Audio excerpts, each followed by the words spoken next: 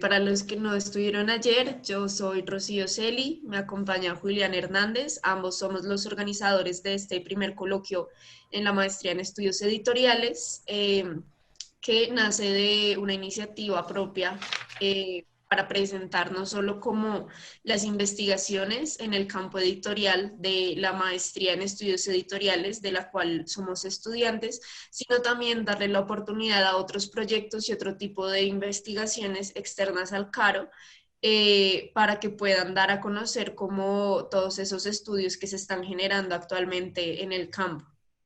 Bueno, para los que no estuvieron ayer, tenemos una jornada que empieza desde este momento hasta las 12 y después tenemos un descanso o un intervalo de 12 a 2:30 de la tarde. Entonces, bueno, no sé si Julián quieras decir algo también. Bueno, también aprovechar, darles la bienvenida y aclararles un poco cómo va a ser la gestión y sobre todo la participación. Entonces, durante la exposición, los ponentes tendrán de 20 a 25 minutos para dar lectura o exponer el proyecto que nos presenten y después nosotros daremos paso a 5 minutos de preguntas de parte del público.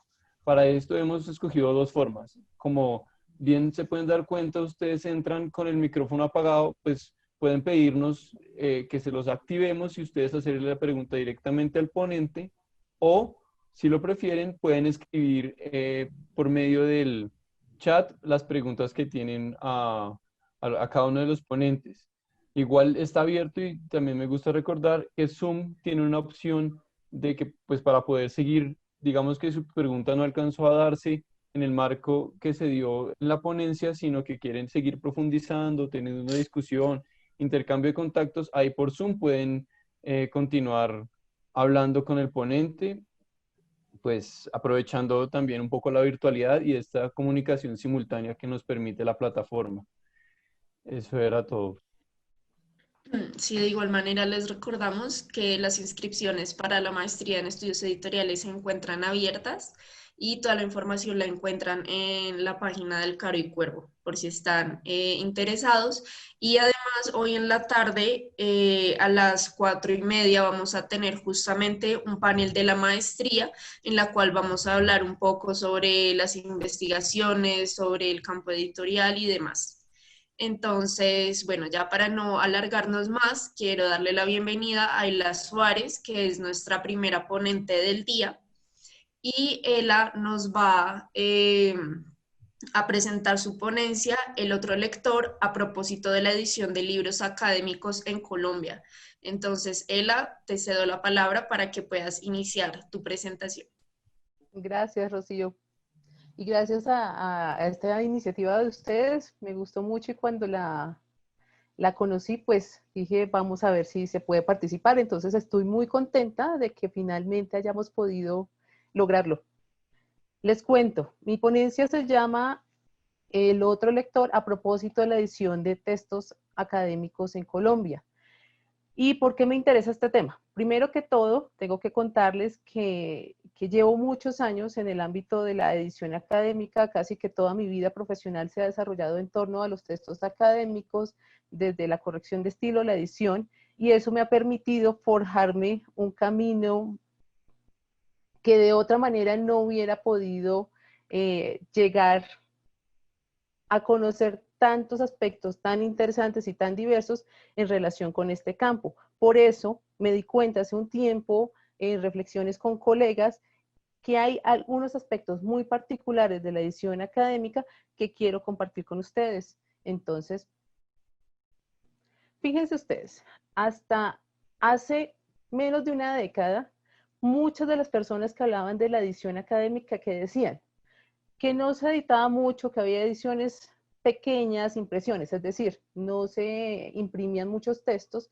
pero sí, dependiendo del tipo de universidad, uno podía decir que había una cantidad, no sé, se publicaba una investigación y decía, había 1000 ejemplares. Hoy en día, las impresiones se han hecho más pequeñas porque se está buscando que realmente tengan una salida, a diferencia de esa otra época de hace más, o sea, podemos hablar incluso del siglo XX, finales del siglo XX, 1990, principios del 2000, cuando se podían hacer impresiones mayores, aunque eso no nos permitía garantizar que tenían efectiva salida, que se vendían. Hoy en día tenemos impresiones más pequeñas, pero que nos permite que haya un flujo. Eso es muy importante pensarlo cuando estamos pensando en edición. Otro factor que estaba en contra hace, lo que les digo, décadas atrás, era que no había mucha presencia de este tipo de edición en las librerías. Si nosotros visitábamos librería Lerner o librería Nacional, que son unas de las más conocidas aquí en Bogotá, pues podemos encontrar, por ejemplo, en la Lerner en el centro una sección para libros colombianos y de algo podía haber. Incluso la Universidad Nacional de Colombia con su librería, ok, tenía, pero muchas otras universidades no tenían canales de difusión.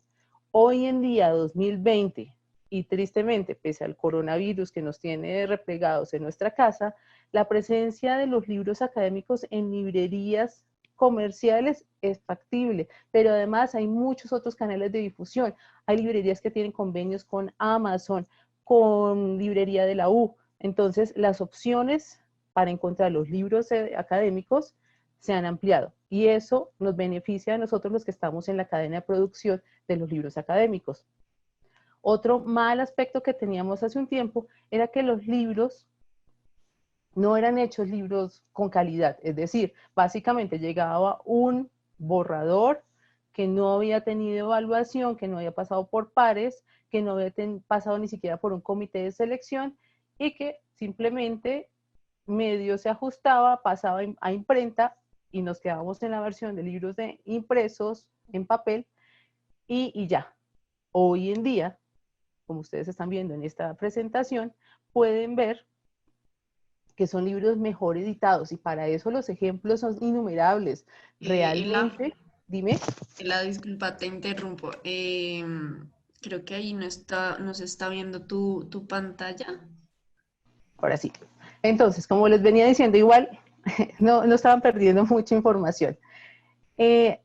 Estaba contándoles que hoy en día, 2020, es fantástico recorrer cuando se podía el stand de libros universitarios en la Feria del Libro, porque la diversidad de formatos, de papeles, de presentaciones, nos dan la posibilidad de tener opciones de escoger. En un recorrido rápido tenemos libros de gran formato, tapadura, libros ilustrados, pues hay múltiples iniciativas. Por ejemplo, hace un año la Universidad de La Sabana lanzó un libro sobre la arepa colombiana, excelente. La Universidad Santo Tomás lanzó una colección de libros de cuentos infantiles, que no es su ámbito, pero debido a una especialización que creo que tiene en pedagogía infantil, empezó a producirlo.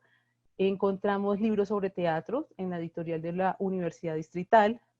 Encontramos libros sobre especies en otras universidades. Hace un año la Universidad Javeriana también lanzó un libro sobre Humboldt, que fue un éxito.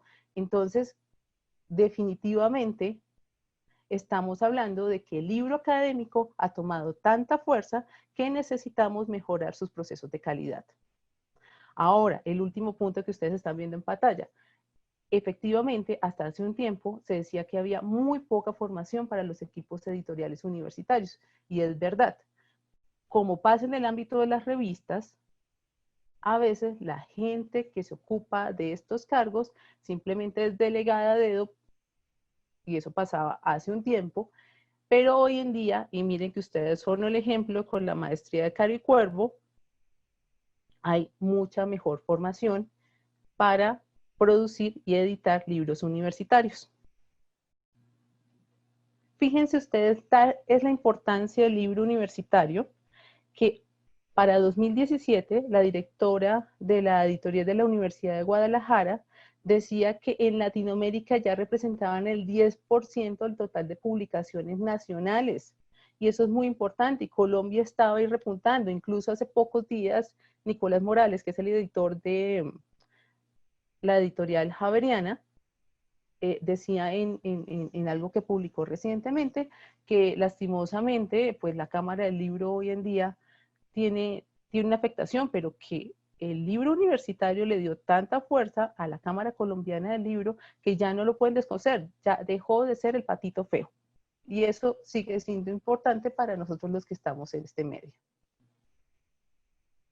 ¿Y por qué? Entonces, yo vengo a hacer una defensa del libro universitario porque muchas veces dicen, no, ese es el libro aburrido, harto, que no tiene nada que ver con nuestros intereses, no es tan divertido como nuestros textos literarios. Yo, que tengo formación inicial en literatura, obviamente sigo buscando ese tipo de libros, pero para las universidades, para los centros de formación, para instituciones de investigación, son canales de comunicación, ofrecen contenidos diversos, como les planteaba hace un rato, que tú puedes encontrar crónicas, cocina, pedagogía, lenguas, entre la variada oferta, es algo que no nos ofrecen directamente las editoriales comerciales, porque una editorial comercial tiene también unas metas, unos nichos de producto. Entonces hay que agradecer que las universidades nos permiten encontrarnos con diversos libros.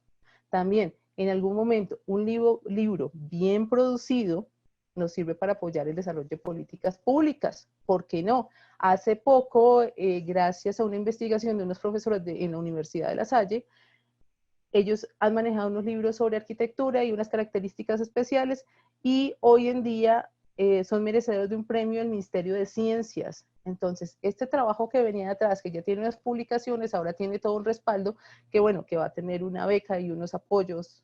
Creo que beca no es, pero sí tiene unos apoyos desde la institución, desde el gobierno. Entonces, creo que eso es importante. Otra cosa, hace accesible conocimiento, aunque este es un tema muy delicado todavía, porque yo sigo pensando que nuestros autores, y eso lo voy a decir un poco más adelante, en Colombia, a diferencia de México y Brasil, que son muy fuertes en la divulgación del conocimiento y no solamente darla a conocer, es decir, que haya publicaciones académicas, sino el lenguaje en el que están hechos. Ese es un punto en el que Colombia todavía está un poco atrasado y que en las instituciones de educación superior no lo ven como algo importante, sino mantenerse en una comunicación que está en unos nichos, pero cuando necesitan abrir ese nicho a otros públicos, todavía esa edición está por desarrollarse aquí en Colombia. Otro aspecto es que efectivamente un libro académico es un medio de difusión, es la cara, es la identidad de una institución. Uno puede marcar un sello, así como ustedes conocen, editoriales comerciales que uno identifica, por ejemplo, Anagrama, por sus carátulas, y otras, Legis o los libros de McGraw-Hill. Ahí hay una identidad. Entonces, los libros académicos de las instituciones también pueden ser la cara de la institución. Eso es muy importante. Ahora bien, porque luego esta pequeña contextualización, aquí viene el quehacer del asunto, los involucrados. Aquí no voy a hablar de toda la cadena de producción porque no viene al caso. A mí lo que me importa, y es algo que he venido reflexionando, es quiénes son los involucrados, quienes hacen estos libros. Fíjense que en esta imagen se habla de un director editorial, de un coordinador editorial, editor de adquisiciones, editor de mesa, editor de contenido, editor técnico, con sus correspondientes en inglés. Esta imagen, debo darle crédito a Mariana Iguaras, que es una muy buena editora de origen argentino, radicada hoy en día en España. Aquí está el meollo del asunto y lo que yo he venido analizando y reflexionando desde hace algún tiempo. Cuando uno busca en la bibliografía, lo que encuentra sobre la producción editorial no mucho está enfocada en la edición académica o técnica universitaria. Primer aspecto. Segundo, lo que uno encuentra está centrado en lo que aquí en Colombia es el director editorial, el jefe de la editorial, el que toma las decisiones, el que tiene el presupuesto. Pero en ese momento todavía no hemos hablado de las personas que están detrás, es decir, el coordinador editorial, el editor de mesa o editor técnico. Esta es una variable muy importante porque cuando nosotros vemos, pensémoslo en el lado ideal de quienes no están involucrados en este medio. yo voy a ser editor, pero ¿qué tipo de editor vas a ser tú? ¿Vas a ser el jefe? Bueno, en algún momento, si tienes todas las capacidades, los medios, las oportunidades, puedes ser el director. Pero este director está involucrado no necesariamente con la producción, el tras bambalinas de los textos. Entonces, una carencia de bibliografía en nuestro medio que estamos llamados a completar es que hay que hablar de estos otros personajes, del editor del contenido o editor de mesa, o más conocido en nuestro medio como el coordinador editorial. Entonces, ¿por qué? Porque es que estas personas, sean hombres o mujeres, hacen edición técnica, trabajan con los textos de los autores, hacen una predicción. La idea es que no es que recibimos de pares unos textos y van directamente a corrección de estilo. En algunas ocasiones se puede perfectamente, pero no, en general hay que revisar el manuscrito, ver cómo se adapta, conversar con el editor. Hay que velar por la calidad de los otros elementos. Muchos de estos libros no son solamente texto de corrido, sino tienen imágenes, tienen gráficos, tienen unos requerimientos especiales que hay que acordar con el autor, con el diseñador, hay que buscar derechos. Bueno, hay una serie de variables que no le corresponden al corrector de estilo ni al diseñador. Eso lo tiene que hacer el editor de contenido o cualquiera de sus variables que en su momento lo aplique.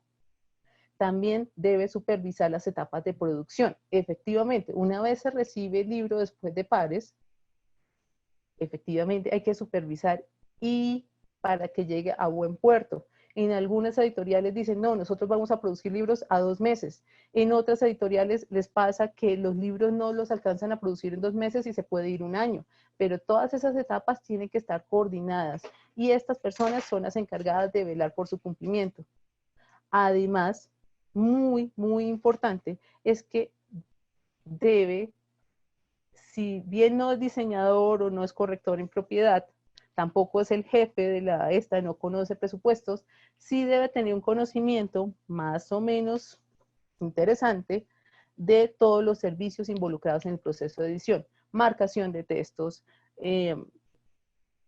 marcado para formatos de ebook, HTML, XML, InDesign, Word, Excel, un poquito de Access, bases de datos, porque hoy en día necesitamos un poco más de conocimiento. Entonces, esta persona realmente tiene que ir a lo largo de su vida profesional compendiando una serie de saberes que no se logran de la noche a la mañana. Fíjense ustedes, este encargado, este coordinador editorial, ¿qué tiene que hacer? Se involucra con escritores que no son profesionales. Y esta es una variable muy importante. Cuando hablamos de libros comerciales o libros de literatura, el editor que está a cargo, que es otro tipo de editor, se supone que está trabajando con escritores profesionales. Aquí nuestros autores, su función primordial en la vida no es ser profesional de la escritura. Debe tener unos conocimientos que le permitan. Entonces, por eso muchos de estos libros, muchos, no digo no todos, no es el 100%, tienen problemas de expresión escrita. Miren, cohesión, sintaxis, manejo de ortotipografía, de imágenes, esto que no te lo dicen en páginas de blog de internet. Usted, futuro escritor de universidad, tendrá la posibilidad de hacer su libro así. No, eso no pasa. Realmente no pasa. Entonces, nosotros sí tenemos que saber cómo ayudarle y cómo decirle a los autores, porque es que estamos trabajando con la sensibilidad de otras personas. Y esto es vital. O sea, también tenemos que pensar, aparte de todo, cómo les vamos a decir a nuestros autores que su libro merece unos ajustes. Tengan en cuenta que también se publican mucho en las universidades obras escritas entre varios autores. Entonces, ¿qué tenemos que hacer? Buscar cohesión, que el sistema de referencia sea el mismo para todo el libro, que los títulos, la jerarquía de títulos se maneje. Y algo muy importante, y es algo que comparto con la argentina Patricia Piccolini, que es una experta, ella durante un tiempo dirigido la carrera de edición en la UBA, Universidad de Buenos Aires, es que no podemos hacer edición técnica pensando que estamos haciendo edición literaria. En algunas editoriales yo me he cruzado a personas que dicen, no, no vamos a utilizar títulos numerados. Y mi pregunta es, ¿por qué si es un libro de ingeniería y hay unas remisiones? ¿O es un libro de derecho y necesitamos otro tipo de jerarquías? ¿O está muy jerarquizado porque está hablando de alguna normatividad? Entonces, no podemos traspasar los criterios del libro comercial al libro técnico, porque tiene sus propias características. Además, estos libros técnicos tienen mucha información.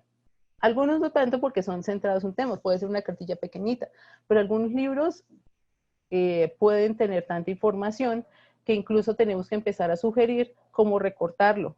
También tenemos que son libros hechos para públicos específicos. En general, por ejemplo, si estamos en un manual de contabilidad, no es lo mismo trabajar un texto de contabilidad a un texto de medicina, a un texto de ingeniería. Entonces tenemos que entender los públicos, las características de cada disciplina para poder darles a ese público no lo que yo quiero ver, sino lo que ese público necesita. Y esto no es tan fácil. Aprender a identificar esos públicos y darles qué necesita requiere trabajar con ellos, hablar con ellos, y es algo que yo afortunadamente he podido hacer a lo largo de mi tiempo de trabajo en esta área, de sentarme con algunos autores a decirles, explícame como si yo fuera tu estudiante a ver si te entiendo, porque a veces ellos creen que ya lo hicieron y en realidad ni para sus estudiantes. Entonces, ya que dijeron que sí se va a publicar, tenemos que buscar las opciones. Cuando hablo de maquetas complejas es que algunos libros, por ejemplo, aludo a textos de fórmulas, por ejemplo, pues no es lo mismo revisar un texto de corrido en que uno le dicen busque viudas, huérfanas, que sí se haya mantenido la jerarquía de los títulos, que no haya ríos, a revisar un texto lleno de fórmulas, con gráficos, con un texto de matemáticas, por ejemplo, que tiene notas a pie de página, tiene notas a pie de ecuación, etcétera, etcétera. Y un último aspecto de un libro técnico, y no el último, yo aquí estoy solamente haciendo una presentación a grandes rasgos, es que son textos de lectura fragmentaria. No es que yo empecé y empecé desde la presentación hasta la última palabra, que es la parte que concluye. Muchos autores, perdón, muchos lectores no van a hacer una lectura completa, sino una lectura fragmentaria. Por eso mismo las características del texto y cómo está editado es importante para que el lector que solamente lee un fragmento no necesite el más allá, es decir, el todo completo. Entonces, ahora bien, la teoría del otro lector. ¿Cómo así que el otro lector? ¿De qué hablo yo? Luego de presentarles todas estas características y el ámbito de ejecución.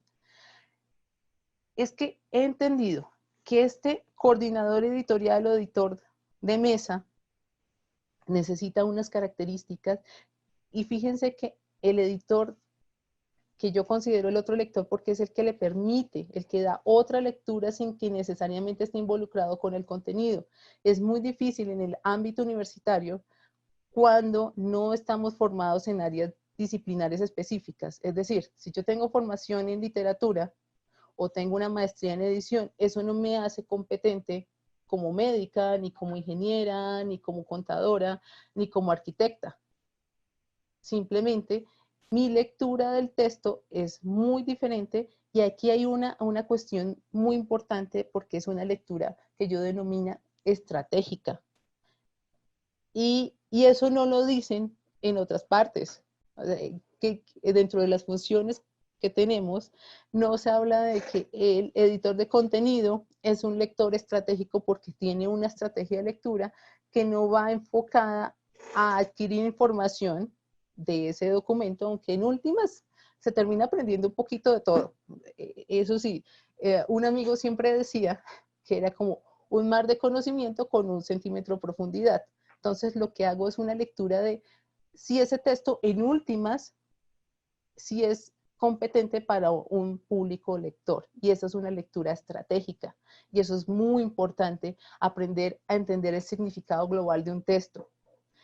Como este otro lector procesa la información, no es lo mismo al lector natural de esa disciplina, ni al par que leyó el libro para darle la aprobación y que siguiera su proceso.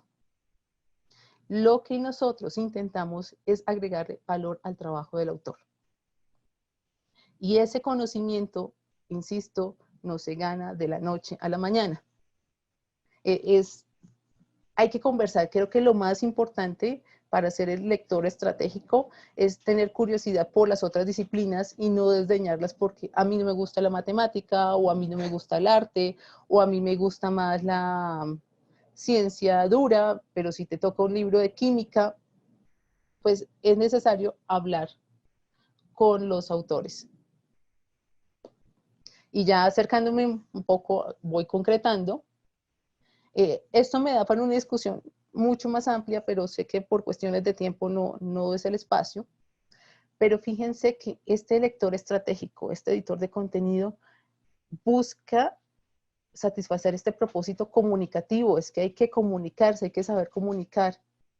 Entonces, hay que atender, pero insisto, como esto es un trabajo mancomunado con los autores, para decirle que hay que reestructurar el texto, que hay que ajustar títulos. Yo me he cruzado con libros con que la titulación es un espanto, está hiper jerarquizado, que ya es complejo, solamente con pronunciarlo es difícil, y cómo negociar, cómo plantearlo, porque hay que pensar que cuando estos autores construyen sus textos, están en un archivo, en un procesador de texto, y no se imaginan su texto puesto en otro formato. Nosotros sí lo imaginamos, por eso mismo tenemos que dialogar. Por último, no, entonces, estas estrategias que he ido aprendiendo con el tiempo y de la interacción con los otros autores, le permiten que llegue al público en las mejores condiciones posibles. A mí me ha pasado en mi vida profesional que me han llegado textos medio horrorosos y al final el texto resultado puede que no sea, está muy alejado de mis intereses personales, pero el resultado final es algo que le va a ayudar al lector a entenderlo. Solamente no quedarse en un laberinto diciendo, así escribe la gente, así escribe, mal. Entonces, otro aspecto es que este editor de contenido, este lector estratégico, finalmente tiene una conciencia, y creo que lo he venido diciendo de otras maneras aquí a lo largo de esta presentación, tiene conciencia de la relación entre el género editado, lo que les decía el ejemplo, no es lo mismo editar un libro de arquitectura a un libro de contabilidad. Entonces, es esa conciencia de qué es lo que estoy editando, y es el género, porque no estamos hablando del género de la literatura, de novelas policíacas o libros infantiles, sino qué género. Estoy hablando de libros específicos con ámbitos específicos y búsquedas específicas. Entonces, este conocer, y miren que yo digo de alguna manera, conocer de alguna manera, porque no vamos a hacer, y en el ámbito universitario difícilmente van a contratar, porque eso costaría aún más de lo que cuesta y no lo quieren pagar. Eso también es otra variable. Al experto matemático, pero si le llega un libro de ciencias humanas no va a saber trabajarlo. Entonces, dependiendo, las editoriales universitarias tienen la ventaja y la desventaja de que trabajan con textos tan diversos que un día tú puedes estar trabajando una cartilla sobre metodología de la enseñanza del español para extranjeros, y al otro día te llega un texto sobre cómo trabajar la miomialgia en la columna cervical. Entonces, esta variedad de textos no te permite ser experto en ninguna de las dos disciplinas, pero el hecho de conocer algunas características para cada uno de esos o buscarlas, ayuda a trabajar. Por último, entonces, la conclusión es, con este lector estratégico es consciente de que cada uno de los libros que les llega es un hijo diferente, entonces no se editan de la misma manera.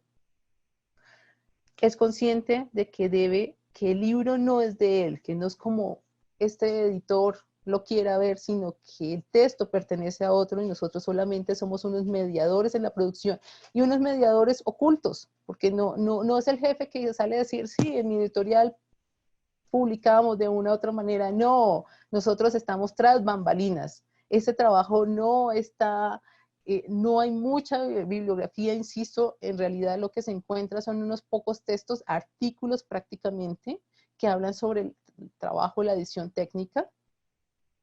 Entonces, esta persona también es un comunicador y entonces esta idea es que necesitamos profundizar en el material bibliográfico que le ayude a los lectores estratégicos, a los editores de texto o coordinadores editoriales a fundamentarse en esta área, a entender las diversas disciplinas.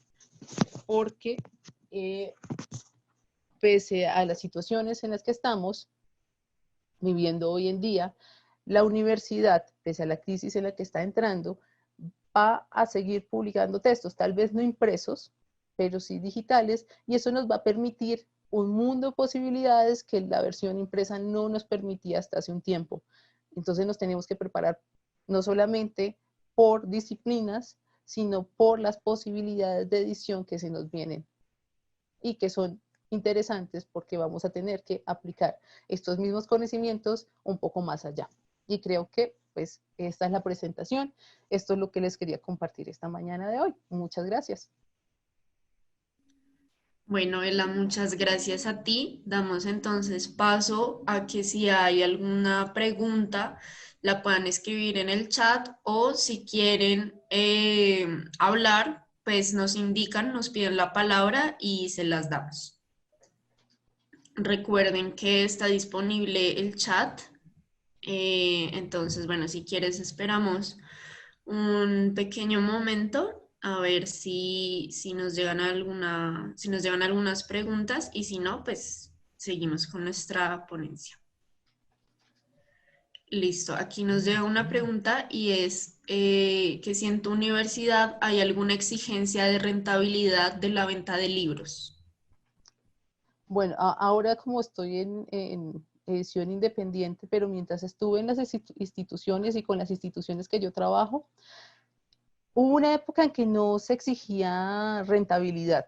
Entonces las universidades financiaban el 100% de las publicaciones. Hoy en día, como se ha visto que sí tienen rentabilidad, empezaron a poner unos límites, unos topes que venían subiendo en los últimos años. No sé ahora, después de la crisis, qué va a pasar. Pero sí había, no te puedo hablar de una cifra concreta porque eso varía dependiendo de las universidades, pero sí ya se vio que sí había una cifra de retorno y las publicaciones también empezaron a editarse pensando en que hubiera retorno, o sea, que haya retorno porque los contratos firman contratos de los editores, los autores firman contratos de edición y les implican unas regalías que dependiendo, hay libros que se venden muy bien entre los estudiantes o consiguen público externo, entonces les llegaban algunas regalías y permitían que no todo fuera la pérdida. Entonces, hasta, digamos, hace un año, hasta 2019, que es como el mejor momento para hablar de la edición universitaria, sí, ya había, gracias a la rentabilidad, empezaron a notar que sí se podía pedir cuentas de lo publicado. Listo, muchas gracias, Ela. Bueno, si no hay más preguntas, de nuevo te doy las gracias por participar en este coloquio. También te doy las gracias pues por tu ponencia y entonces le damos paso a nuestra próxima ponente, que es Laura Acosta. Ella es estudiante también de la maestría en estudios editoriales y nos va a presentar su ponencia del arco iris al uniforme, los cambios materiales de la revista Ideas y Valores. Entonces, Laura, si ya estás lista, puedes comenzar. Bueno, buenos días a todos los participantes. Como ya lo anunció Rocío, mi ponencia se llama Del arco iris al uniforme, los cambios materiales de la revista Ideas y Valores. Les voy a compartir mi pantalla Bueno, no sé, supongo que necesito algún permiso para compartirla.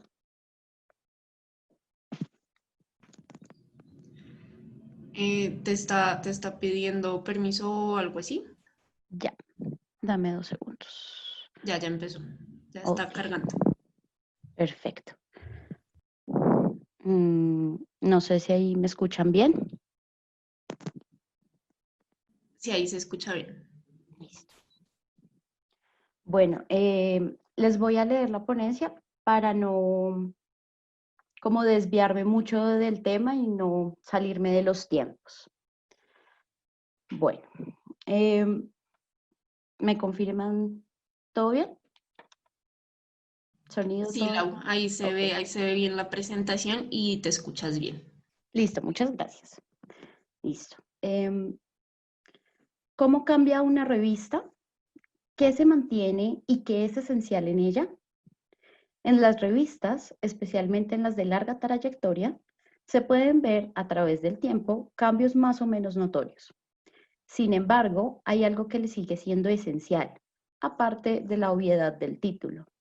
Desde su apariencia, consolidan una identidad visual y temática que empieza a ser parte de sí y que, en términos del mercado, genera una recordación de marca.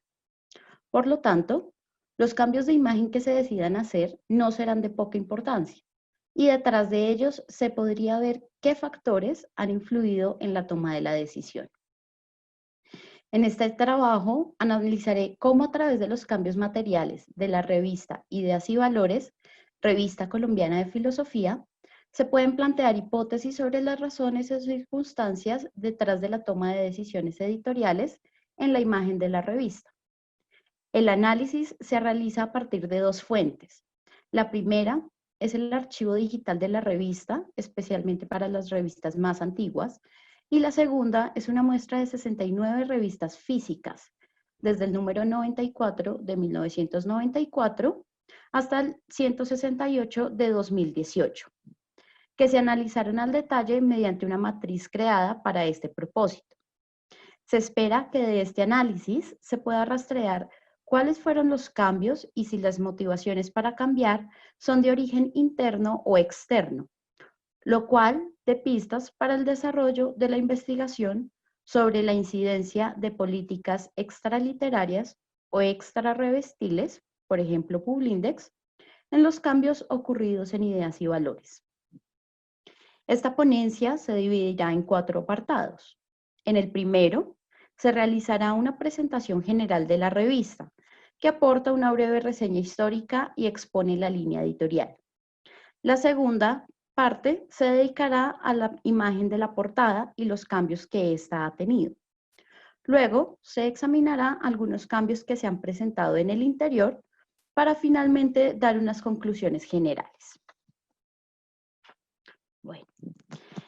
Ideas y Valores, Revista Colombiana de Filosofía, es una revista académica, editada por el Departamento de Filosofía de la Universidad Nacional de Colombia.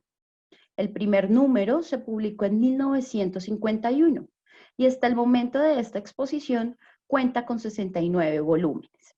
Es decir, que la revista tiene 69 años mal contados. Digo esto, puesto que la revista tuvo algunas interrupciones desde su aparición.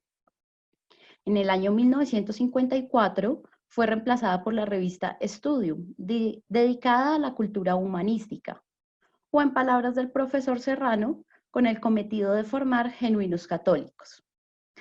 Pero reapareció en 1962. Entre 1972 y 1974 hubo otro receso, abro cita, época en la que se le quiso negar a la universidad toda función crítica, toda posibilidad de discusión, cualquier asomo de investigación en el área de ciencias sociales. Y no faltó entonces quien señalara en la prensa colombiana a Ideas y Valores como un órgano de subversión. Cierro cita, la cita es del profe Sierra Mejía. Estas interrupciones por presupuesto o por intervención política se pueden corroborar en el archivo digital en el que se reporta la irregularidad en la edición de la revista. Hay un silencio durante los años de estudio en 1966, 1974 y 1975. Aquí me dirijo, no mentiras, más adelante. Existen años en los que se publica un número por año, desde 1965 hasta 1973, 1976, 1979, 1984 y 1991. Ahora sí me dirijo a la nota al pie. Cuando la publicación se ve interrumpida, la decisión editorial es unir los números que faltan en un solo volumen. Por ejemplo, los números 42, 43, 44 y 45 están reunidos en un volumen fechado de 1973, aunque reúne desde 1973 hasta 1975. Vuelvo al texto. En años restantes se pueden publicar 2, 3 y hasta 4 números por año. Es a partir de 1998 que se normaliza la publicación de 3 números por año en los meses de abril, agosto y diciembre. La hipótesis más fuerte para explicar esta regularización es el IBN Publindex de Colciencias, que dentro de los criterios para solicitar el ingreso y la clasificación en el índice, especifica que se debe tener una periodicidad declarada y respetada. A pesar de estos momentos sin publicación o de la irregularidad, la revista se ha mantenido en su espíritu de, abro cita, brindar un espacio para la publicación y difusión del trabajo en el área de la filosofía que se realiza en nuestro país. Ideas y Valores siempre se ha mantenido atenta y en comunicación con el trabajo filosófico desarrollado en Hispanoamérica y en general en el mundo. Esa característica la ha distinguido desde sus inicios y ha consolidado su figura como una revista de filosofía a seguir. En el primer número de la revista, la revista salió con el nombre de Ideas. Aquí, ahí pueden ver la portada del primer número. De allí de mi afirmación sobre la obviedad de un título, pues en algunas ocasiones los nombres pueden cambiar, pero los objetivos o la línea editorial de la revista se mantienen, ya sea porque permanece el mismo editor o grupo editorial detrás de la revista o porque sus objetivos están claros y consolidados.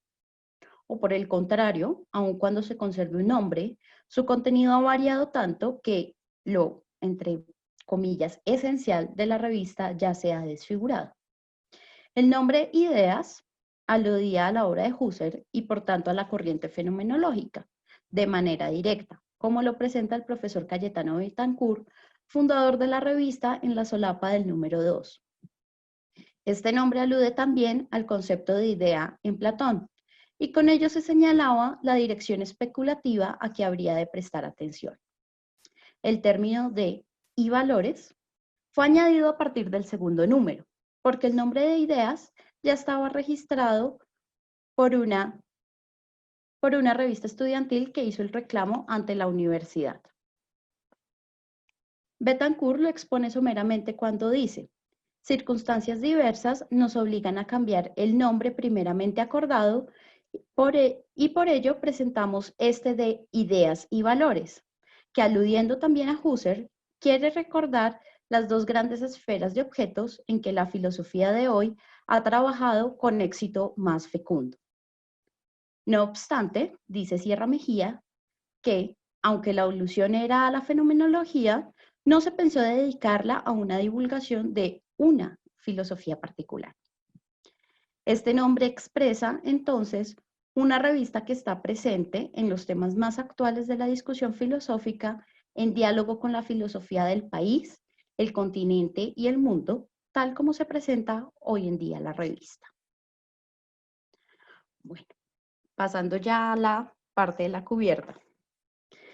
Desde el primer número y hasta el número 46-47 de 1976, en la portada de la revista se utilizaba un grabado de un hombre con un arco tensado y que hasta el número 27-29 de 1967 estaba acompañado con el lema Pros Ton Bion. Entonces ahí podemos ver en los dos primeros números el grabado. Y aquí no, ay, dame unos segundos. Listo. Está aquí. Entonces, aquí ya podemos ver una imagen más detallada del grabado. Este grabado como imagen podría ser interpretada de múltiples maneras, de las cuales yo aquí les propongo una, que tal vez coincida con alguna anteriormente, pero la cual desconozco. La imagen del hombre con el arco la asocio con Apolo, el dios griego que se identifica con la luz de la verdad y la razón, o logos. Y el lema pros ton bion puede tener varias traducciones. Bion es arco o vida y pros podría traducirse como a favor, hacia o además, que también hace referencia a tensar el arco y apuntar hacia un objetivo, lo que se puede entender como dirigir la vida hacia la razón. Por tanto, el grabado se asocia o se asociaría al título y al contenido de tal manera que expresa los objetivos de quienes han fundado la revista. La desaparición de Apolo en el número 4647 de 1976 coincide con la dirección del profesor Rubén Sierra Mejía, quien en el número 27 publicó un artículo titulado Estado actual de la filosofía en Colombia, en el que muestra, desde su perspectiva, dos segunditos, me devuelvo, ya. Desde su perspectiva, que la filosofía en Colombia no se ha podido liberar de la escolástica. En otras palabras, la simple adhesión a una corriente de pensamiento y, por tanto, su estancamiento. Entonces, fue la eliminación de Apolo, expresión de que no se podía seguir como una flecha clavada en un solo punto. Ahí dejo esa pregunta abierta. Si seguimos a través de los números de la revista, se empiezan a notar más y más cambios. En los primeros números, la portada tenía el título en rojo, el grabado, el contenido y la identificación del número y año de publicación. Una estética que compartía con otras revistas del momento como Mito.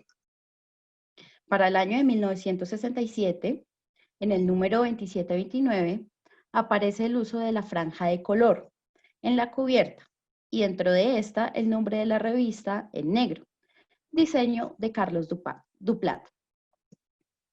En este número se hace un homenaje al centenario de la universidad.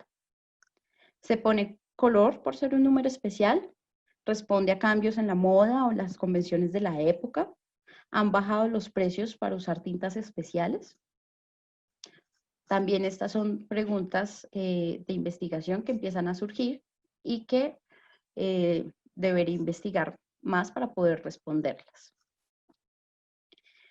Este diseño de la franja de color para resaltar el título y de una franja mucho más delgada en la parte inferior se convertirá en la imagen de identificación de la revista, ya que su uso se extenderá hasta el volumen 56, número 133, es decir, 40 años, y durará 10 años más, con pequeñas variaciones como la eliminación de la franja inferior y luego la distribución del título Ideas dentro de la franja y valores fuera de ella.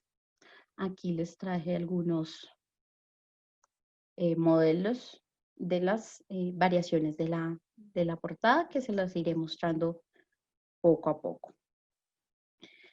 Cada número tenía un color diferente para distinguir un número de otro y no existía un criterio de selección diferente al de, abro comillas, que no se haya escogido en los números más recientes, cierro comillas.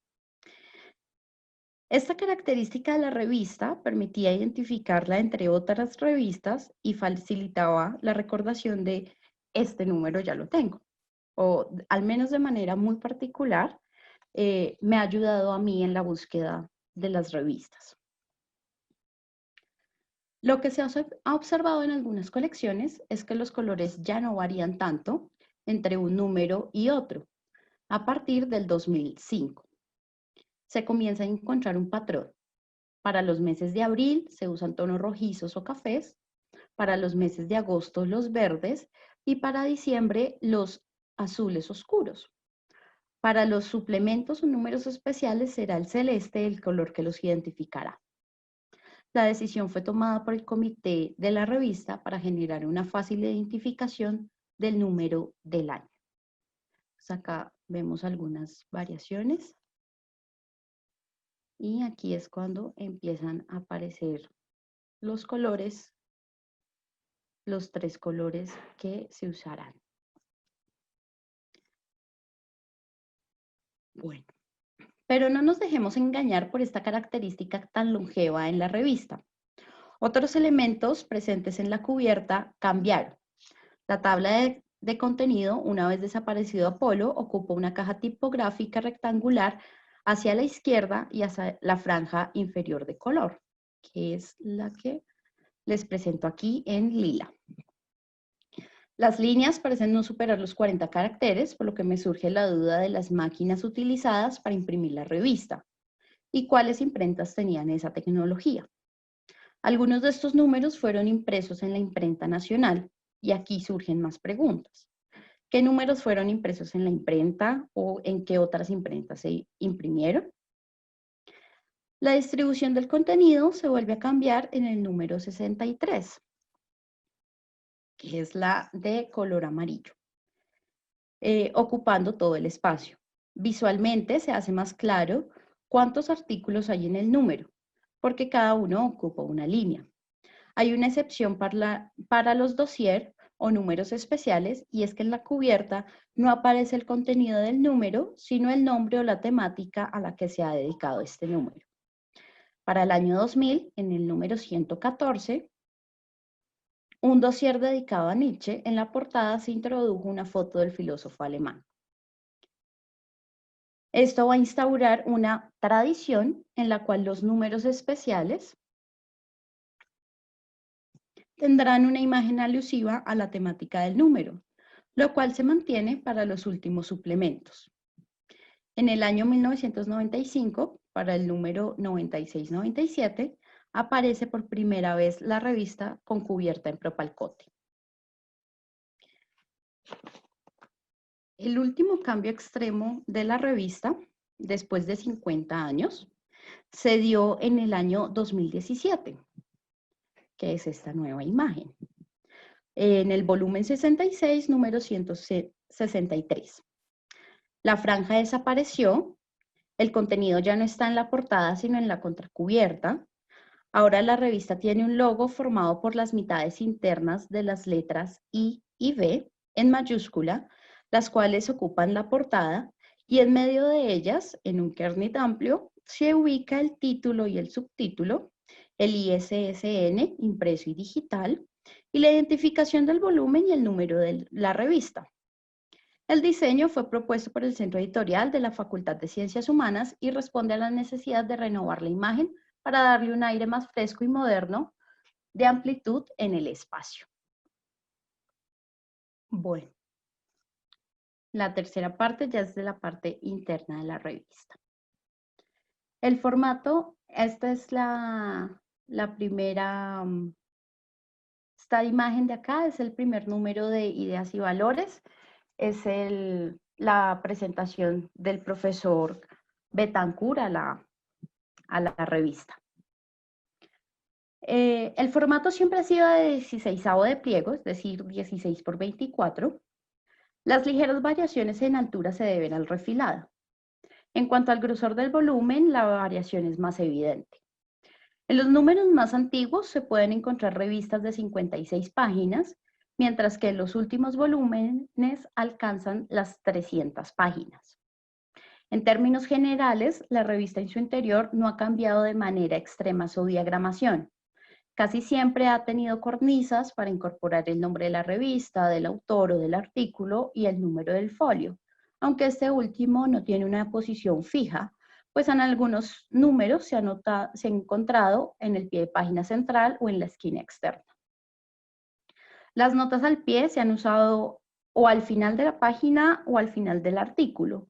No se ha registrado que en algún número aparezcan al final del número. Los textos están a una columna que oscila entre 42 y 45 líneas por página, lo que implica una regularidad en la proporción del tamaño de la letra y el interlineado. Las márgenes son amplias, lo cual permite al lector realizar apuntes en ella. La única variación con respecto a la diagramación del texto fue a partir de la revista 115. Bueno, acá vemos otras imágenes, que corresponde al año 2001, en las que las secciones, entre comillas, menores, como reseñas, diálogos, debates, empezaron a aparecer a doble columna. Estos son muestras de algunos artículos y de las reseñas que les muestro acá.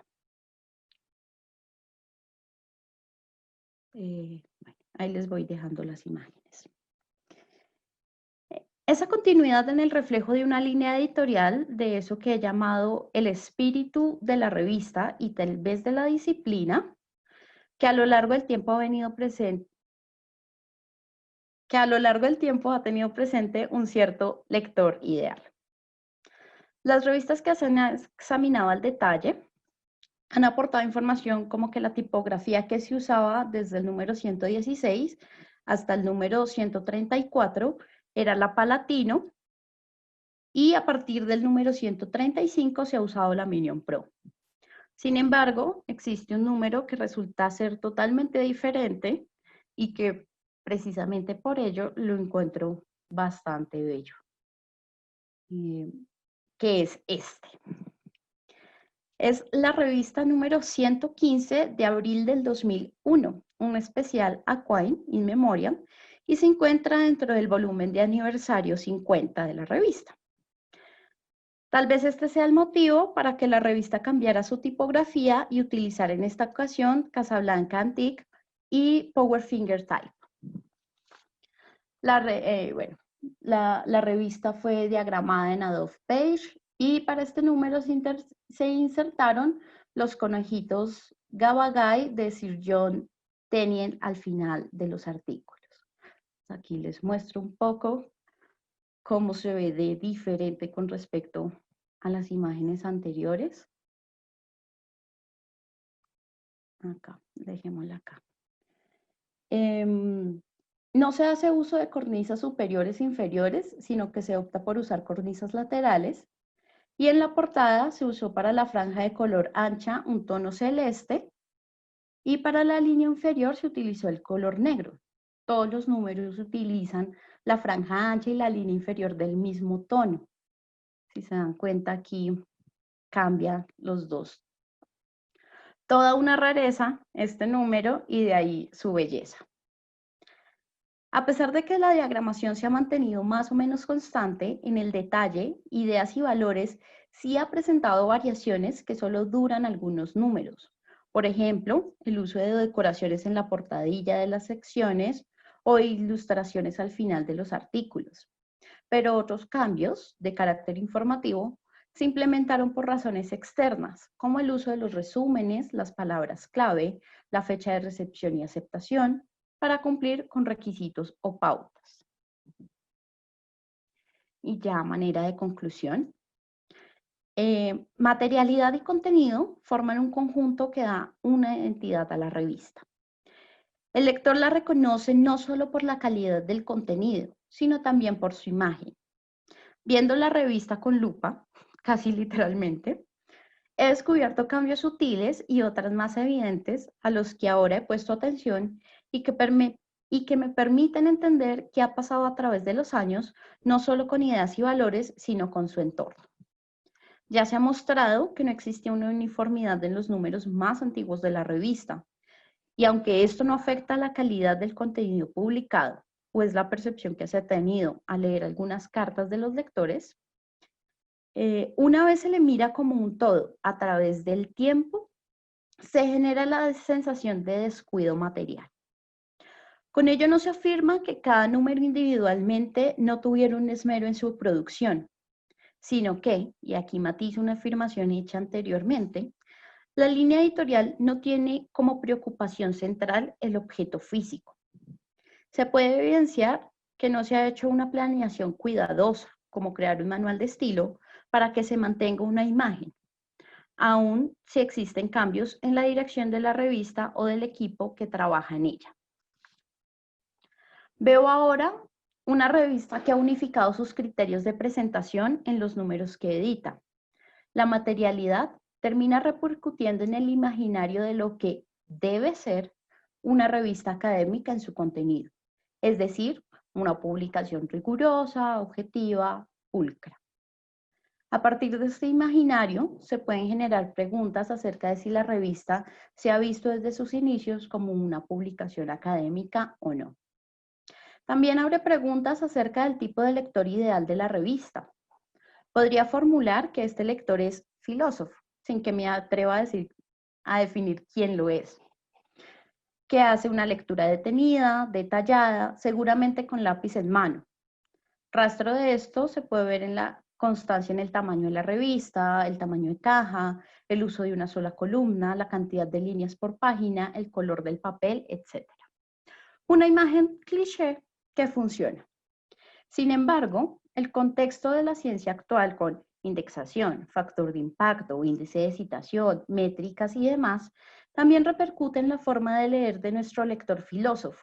Y el rastro en la revista es inevitable. Ahora tiene resumen y abstract, palabras clave, todos los artículos tienen bibliografía, tienen DOI y los elementos paratextuales al contenido filosófico.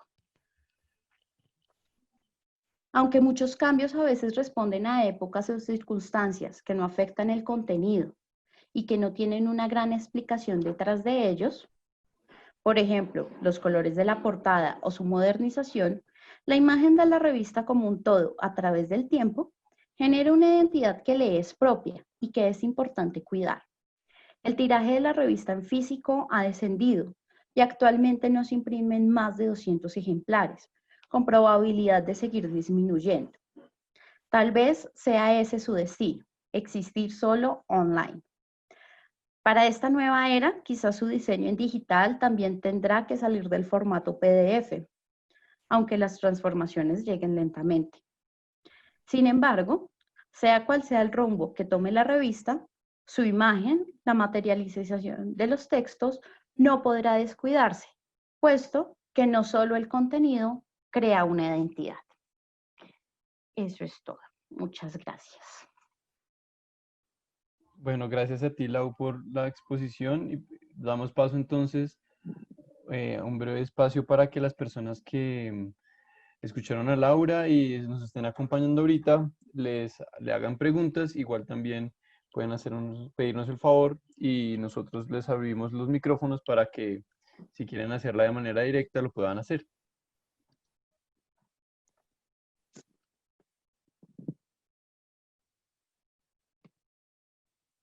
Bueno, yo aquí en mi chat estoy viendo un comentario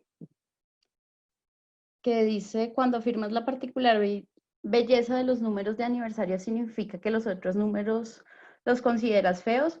No los considero feos, sino que es que este en particular me llama mucho la atención porque es bien diferente a los otros y por eso digo que me parece que le da una belleza particular, que es solamente de ese número y no es de otro número. Listo. Y también te preguntan, ay, se me perdió el comentario. Si dentro de la investigación que has desarrollado consideraste alguna otra publicación similar para establecer un contrapunto de comparación. Bueno, no, para esta ponencia no, simplemente me centré en la revista Ideas y Valores. La idea sí es encontrar, por ejemplo, algunos números de la época y de algunas otras revistas de la época, como mencionaba al principio, como la revista Mito, para mirar qué elementos tienen en común e incluso mirar revistas internacionales, pues para mirar qué elementos de esas revistas empiezan a ser parte del diseño, pues porque igual siempre hay una influencia de otros lados, pero es una investigación que realizaré posteriormente. Listo, finalmente dice otro comentario, agradezco a Laura su trabajo con la revista y tendremos en cuenta sus recomendaciones. Ahora que la revista se orienta a lo virtual, ¿qué recomendaciones nos harías para su presentación? Bueno, a esa persona la conozco, es el profesor Jorge Aurelio Díaz. Muchas gracias por venir, profe, me emociona mucho. Sí, me emocionizo.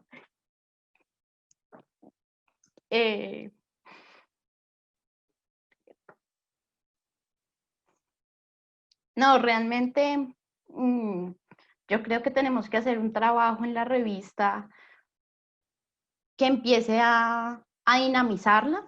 No sé, se me ocurre como que los pies de página, si tú le das clic, se dirijan directamente al pie de página. No sé, creo que igual tendremos que hacer una modernización según lo que nos permita también, por ejemplo, el OJS y las demás herramientas. Van a ser cambios lentos, pero creo que sí tenemos que pensar en eso. Listo, muchísimas gracias por tu presentación, Laura. A ustedes, muchas gracias. Ay, con gusto, Laura.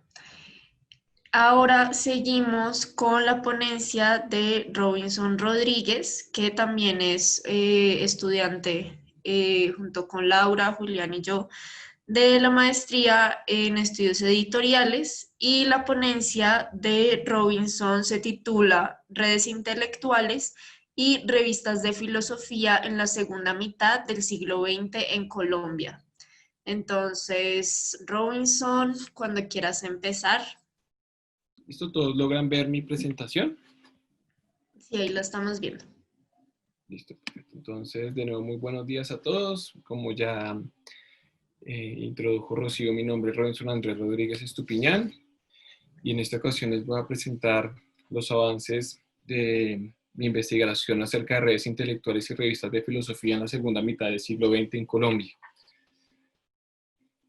Para desarrollar esta exposición, pues voy a tener en cuenta algunos elementos constitutivos. Sobre todo voy a enfatizar en lo que refiere a la historia de las revistas de filosofía en Colombia y la manera en que voy a distribuir algunos elementos de tipo, podemos llamarlo generacionales, a lo largo de lo que puede ser la historia del pensamiento colombiano traducido, materializado en los artículos y revistas de nuestra nación. Entonces, voy a realizar una pequeña introducción sobre el problema, los elementos constitutivos de esta investigación, la manera que han sido abordados. Luego de ello, hablar del origen y definición de las revistas académicas, entendidas estas como herederas de una serie de elementos sustraídos a partir de la pertinencia, justificación y valoración de la comunicación científica a partir del siglo XVIII y la manera en que comienzan a pensarse la legitimidad de los contenidos científicos académicos y cómo esto, al final de cuentas, comienza a afectar el origen, el formato y la manera como se presentan también las revistas colombianas de filosofía. Hablar de la historia de las revistas de filosofía en Colombia, cómo se entendió, por un lado, las revistas con filosofía, con contenido filosófico, y cuándo comienza a hablarse de revistas de filosofía, y cómo los procesos de normalización de la disciplina en términos de profesionalización del ámbito permiten hablar de publicaciones especializadas y la vinculación del discurso filosófico colombiano al ámbito mundial. Y luego ellos unos pequeños análisis de datos acerca de la forma y contenido de estas revistas, la tipología textual utilizada, la prevalencia de algunos formatos o tipos, índice de colaboración por género, índice de recepción e internacionalización de estos elementos, índice de colaboración entre revistas, entre personas, y por último, un primer esbozo de lo que podría ser estas redes intelectuales y de amistad, y se coloca acá entre paréntesis de amistad, porque lo que comienza a observarse es que la mayoría de estas personas, intelectuales y académicos, tienen más que una familiaridad profesional y académica.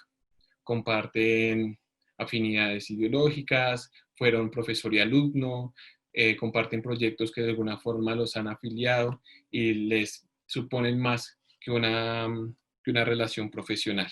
Y por último, unas conclusiones preliminares. Básicamente, para orientar un poco más esta exposición, pues el propósito de la investigación es identificar la red intelectual implicada en la edición y producción de las revistas de filosofía en la segunda mitad del siglo XX en Colombia, y analizar la emisión nacional y transnacional de la circulación de su capital simbólico.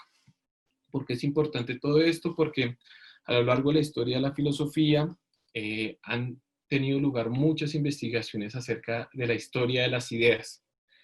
Hay una vasta bibliografía sobre el tema, no obstante el enfoque que quiero darle a esta investigación es, basándome en Bloch, es que las ideas transitan porque las personas las hacen o las movilizan, ¿verdad? Si hablamos de una historia de las ideas, hay que centrarse en las personas que las movilizan mediante su propio tránsito material entre continentes, entre lugares, a partir de cartas, anuncios o las mismas revistas, pero son las personas que movilizan, quienes motivan esa comunicación científica.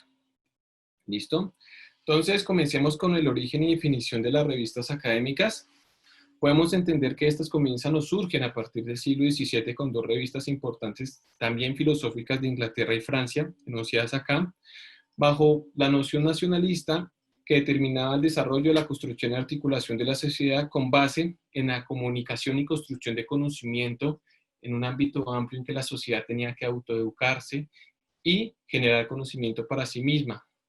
Ahora bien, bajo este sentido, entonces, la ciencia experimenta o no deja de ser una ocupación para dilatantes aristócratas para convertirse en oficio de profesionales, médicos y demás. Es decir, hay una desvinculación de los medios de producción del conocimiento y comienza a liberalizarse todo este proceso para lo que va a ser la nueva burguesía y las nuevas profesiones. Y hay un interés por educar o por ilustrar, mejor dicho, este tipo de sociedades. Y en el marco de estos elementos comienzan a surgir las revistas de filosofía o las revistas en sí mismas.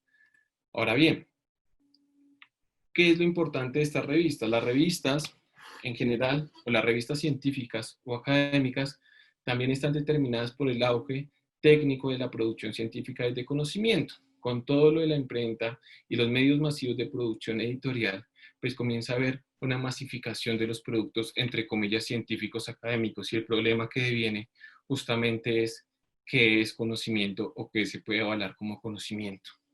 Y las revistas nacen en el marco de esta relación. ¿Por qué? Porque necesitan ser una representación fiel de la opinión científica legítima.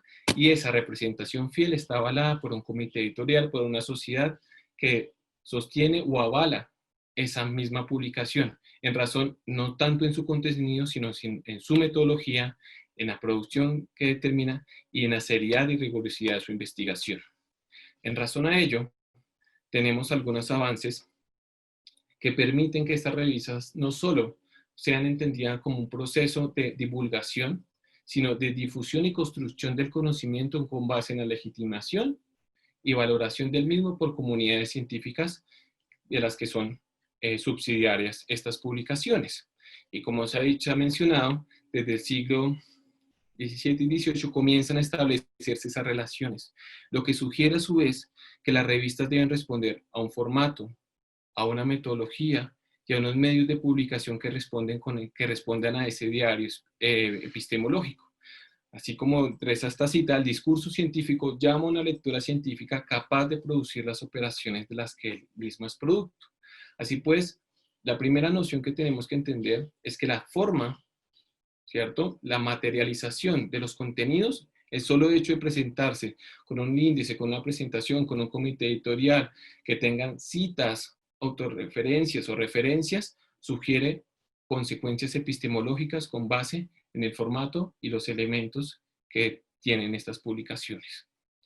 Así pues, las revistas colombianas, como en este caso esta editorial de cuadernos de filosofía latinoamericana, comienza a tener vínculos o el interés de pertenecer a este ámbito, pues no digo universal, pero este ámbito global de la filosofía, con editoriales o con intenciones como las siguientes. La revista tomó en sus dos orígenes primero lo latinoamericano a la vez como locus de enunciación sobre el ser y el quehacer de América Latina y como objeto material y formal del filosofar. Entonces, lo que sucede con cuadernos de filosofía latinoamericana, como va a suceder con otras revistas, es que hay un interés también por probar, por introducirse en un ámbito filosófico en el que acá también hay intelectuales y hay una voz con relación a este quehacer. A su vez, pues tenemos una carta del 1 de octubre de 1951, cuando se envió el primer número, los primeros números de Ideas y Valores a la universidad, a universidades extranjeras, en este caso San Miguel de Argentina, y lo primero es la primera representación o vinculación o visualización de los elementos constitutivos de lo que va a ser la Academia Filosófica Colombiana.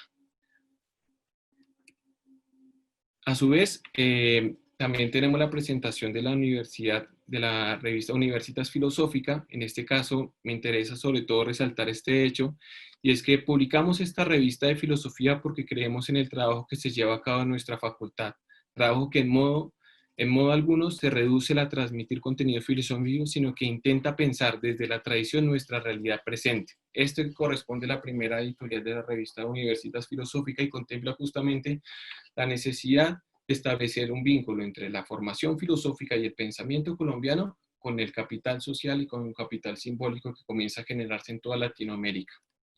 Entonces acá tenemos un primer esbozo de lo que podría ser este primer nacimiento de las revistas de filosofía. En esta ocasión lo he llamado caracterización y análisis del campo editorial y filosófico de las revistas. Y lo que vamos a ver en esta ocasión, permítanme acá, yo hago este ejercicio, perfecto. Lo que vamos a ver acá es lo siguiente. Vamos a encontrar 3 periodos que voy a denominar prenormalización, normalización y generación Publindex. ¿Listo? ¿Por qué razón? Por un hecho fundamental para el desarrollo de la filosofía con Colombia es justamente la fundación de la Facultad de Filosofía de la Universidad Nacional y el proceso de normalización y desvinculación de las facultades de filosofía a procesos de políticos o religiosos como antes se venía haciendo. Es decir, la Facultad de Filosofía de la Universidad Nacional comienza a establecer movimientos que independizan la filosofía de los contenidos religiosos y políticos, al menos en términos de sus intenciones, para determinar una ciencia que se profesionaliza y se independiza de campos académicos distintos a su quehacer. De esa manera, por eso justificamos que con todo comienza a partir de 1951, lugar en el que también tiene nacimiento la revista Ideas y Valores. ¿Listo? Entonces, vamos a hablar de periodo prenormalización con revistas que, aunque tengan contenido filosófico, no son necesariamente revistas de filosofía. En este caso, tenemos la revista del Colegio Mayor de Nuestra Señora del Rosario en 1905, donde ya manifiesta algunos elementos incluso sobre el pensamiento filosófico colombiano, y a su vez establece algunas directrices sobre cómo están orientadas las revistas. En la actualidad, se suscriben como una de las revistas más antiguas que nunca ha dejado de publicarse en el país. A su vez tenemos la revista Javeriana y otras revistas institucionales anteriores a las revistas de filosofía en estricto sentido que tienen contenido filosófico. En esta ocasión no incluyo las revistas culturales o las revistas literarias como la revista Voces, en donde publican también filosofía, la revista Mito, la revista Gris, porque justamente la cualidad que tienen estas revistas es que son revistas que tienen vinculación con algún tipo de academia. En este caso tenemos por último Virtud y Letras, órgano de la Facultad de Filosofía y Teología, perteneciente al Seminario Mayor y como órgano de difusión, ojo, de filosofía y teología. No obstante, no hay una noción distinta o alejada de la religión o de una filosofía en términos estrictos. Luego vamos a pasar a 1990 y 2000. Como el periodo que vamos a comprender es el de 1951 y 1990, pues es el que va a requerir mayor explicación. Llamo periodo o generación Publindex a las revistas de 1990 a 2000 por la siguiente razón. Básicamente, bajo la fundación de Publindex en 1993, la manera de entender las publicaciones científicas comienza a transformarse por índices internacionales que determinan su funcionamiento y la manera de presentar sus contenidos. No obstante, esto no quiere decir que entre 1951 y 1990 las revistas no tuvieran un ethos o una forma de producir conocimiento. ¿Por qué?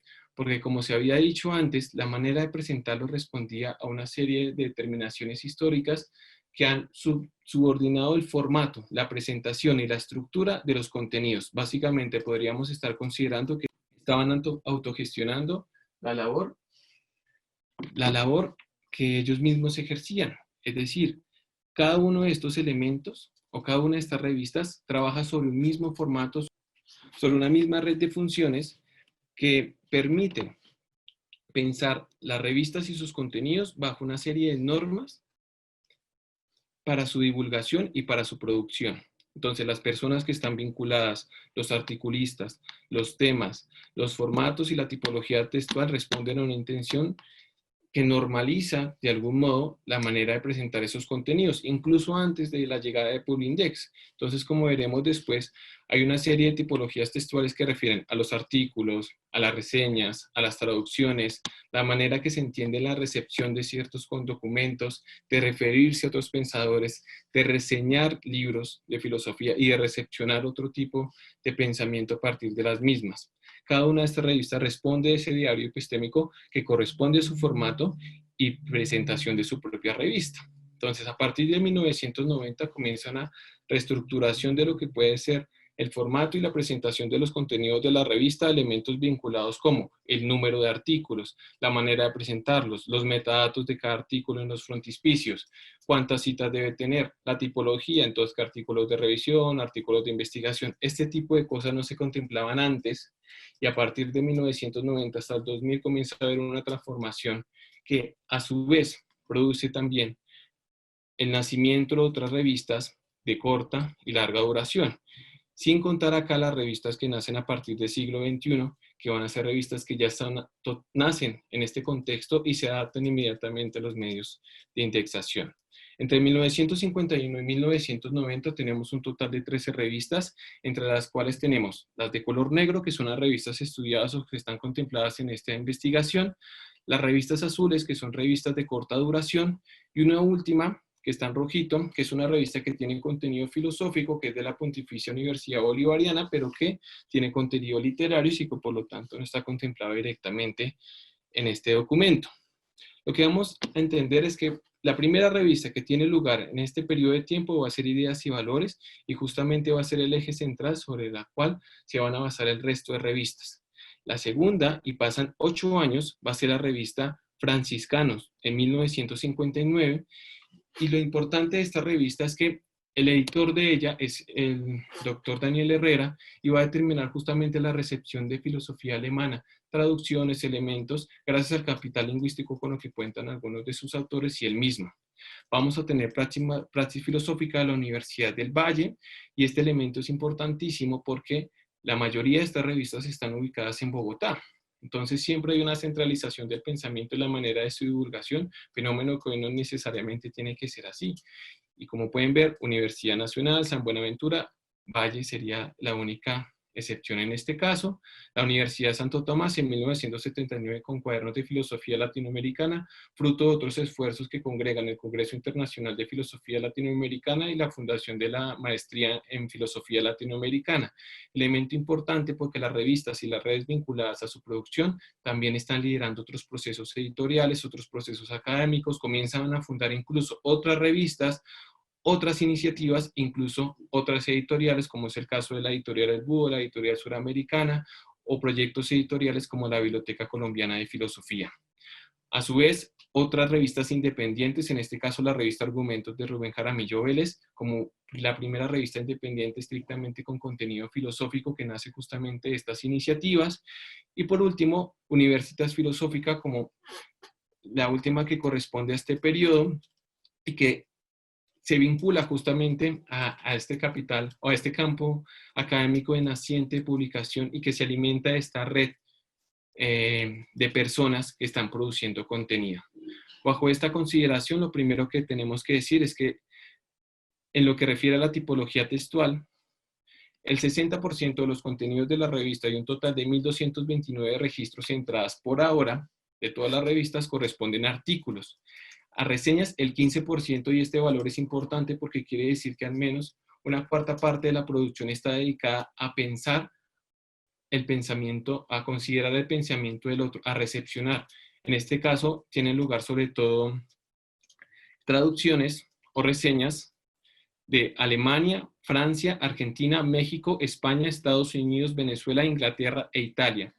Están en orden de su porcentaje y están mencionados Alemania, Francia e Italia en verde, porque son estas personas, Daniel Herrera, Rafael Gutiérrez Girardot, Alfredo Tendral, Juan Sazaranca, quienes van a determinar la traducción y reseña de estos libros que por lo regular están en otros idiomas.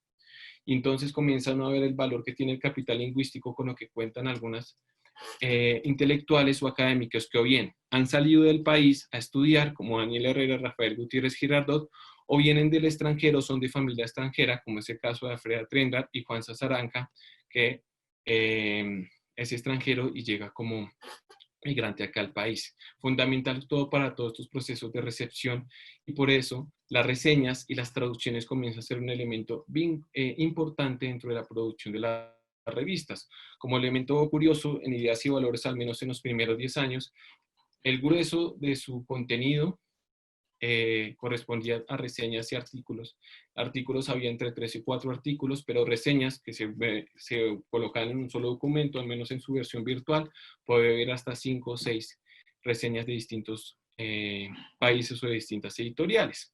Había secciones importantes, y por eso hablo de un formato vinculado normalizado entre las revistas que corresponde a vida de facultad, sección que inaugura la revista Ideas y Valores, pero que con otras revistas también vinculan, revistas sobre revistas o revistas de revistas, la manera en que hablan, representan y consideran a otras revistas dentro de su marco de comprensión, y no solo revistas nacionales, sino revistas internacionales, y entonces hay un índice de recepción tras ello, se distinguen, se conocen otras revistas y quieren que otras le conozcan, otras facultades. Y acá viene algo muy importante, y es la figura del canje. Entonces, hay información sobre no solo qué revistas, sino qué libros llegan, qué autores, sobre qué hablan, sobre qué temas. Notas necrológicas que han sido muy importantes porque justamente habla de la relevancia que tiene una intelectual dentro del campo académico y cómo se expresa en los artículos que viven en esta misma comunidad. Y por último, vida filosófica, que refiere justamente, sobre todo en este caso, el más destacado es Rafael Gutiérrez Girardot, como con una sección que se denominaba Cartas desde Madrid, donde se habla de la vida filosófica de Europa, de Occidente, qué estaba pasando. Entonces la revista también servía como un medio para tener conocimiento de la vida filosófica de otros países y cuál era el papel que podía ejercer la Academia Colombiana al respecto. Por otra parte, en términos numéricos, tenemos que lo que refiere en estos años, Ideas y Valores tiene un total de 463 entradas. Este número va a tender a subir porque en el caso de la digitalización de Ideas y Valores, las reseñas se unen en un solo documento. Entonces, si por revista hay alrededor de 5 o 4 reseñas, pues esto va a tender a subir y ya está en proceso de tabulación. Franciscanos con 398 entradas, Cuadernos de Filosofía Latinoamericana con 244 y Universitas Filosóficas con 124 entradas. Y acá viene un aspecto importante, y es sobre el papel que están jugando justamente a las mujeres en la construcción de esta comunidad académica, y es que la participación de mujeres es del 6.5%, es decir, que de 2.229 entradas, solo 79 artículos son de mujeres. Ninguna de ellas es editora, y la participación o el índice de crecimiento de su colaboración es irregular. Cualquiera pensaría que con el tiempo de pronto hay más mujeres colaborando, pero lo que comienza uno a notar es que o bien hay números en que participan más, en el caso de Cuadernos de Filosofía Latinoamericana hay algunos números que se centran en